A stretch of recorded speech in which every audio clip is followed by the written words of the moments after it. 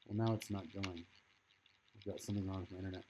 Yeah, that has 11 countries, dude.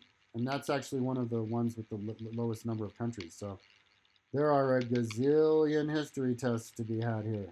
That represents 11 history tests. This represents a bunch. So, and this is just for 80, and so you have BC and all that. So it's like a lifetime project. If I'm going to do it though, I need help, but financial help. But anyways, that's me scoring 100% on England 1500 to 2000. Um, all of these. Oh, whoops! Did I go to the wrong one? All of these three different categories. Uh, 30 per decade, three per decade, um, 30 per century, and 150 for all of them. So all gridded out, ready to grow.